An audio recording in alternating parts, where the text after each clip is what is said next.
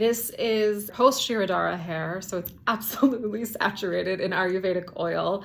Shirodara is this beautiful treatment where they pour warm oil over your third eye. It calms the vata and all these other things. I don't usually get it as part of my monthly abhyanga, which is like a beautiful Ayurvedic treatment where they use like rhythmic massage and light stroking to kind of settle the different doshas and bring you back into a more copacetic internal setting.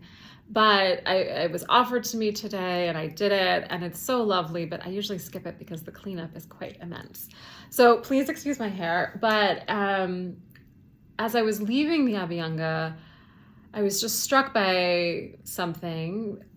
And it's something I've been thinking a lot about lately, which is rhythm and elastic recoil in the body as a underlying principle really of everything, from sport, from resistance training, to singing, to breathwork, pranayama, to meditation, and also to like the metaphysics of how we relate with the totality of life, because there is a rhythm to life. And it's not just rhythm in a musical sense of like, how fast am I talking? It's relational. What is the rhythm between my rhythm and your rhythm, and the space between that? How do we syncopate that and create a unique rhythm that is of this moment? It's not just improvisatory, it's also deep listening, because I can only be aware of your rhythm through, yes, an awareness of my own internal rhythm, but the ability to be sensitive to every nuance of how your rhythm is changing moment to moment, or how the rhythm of the wind is changing moment to moment as it brushes against my cheek, or the rhythm of the siren going down the street and getting softer as it gets further away from me.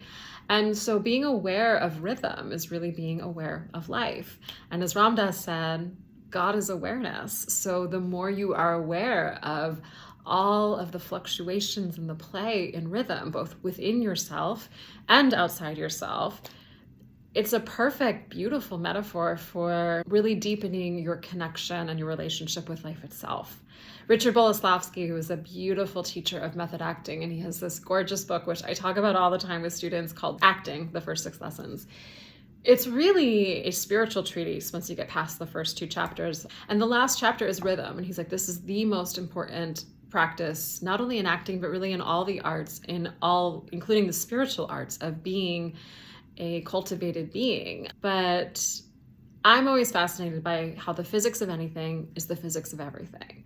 And so this idea of elastic recoil, of not trying to take in the maximal amount of breath because that creates tension, and then I don't know what to do with the breath, and then I can't sustain legato over a long phrase.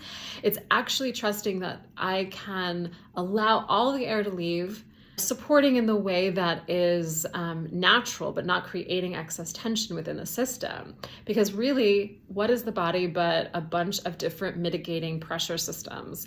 And when we learn to be more elastic and we let the air go, the inhale comes in fully and truly and naturally without having to manipulate it.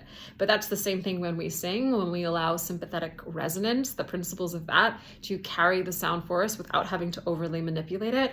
And it's the same in our Pilates practice, our dance practice, our meditation practice, letting the mantra take us somewhere and not controlling it or making it, efforting it to happen.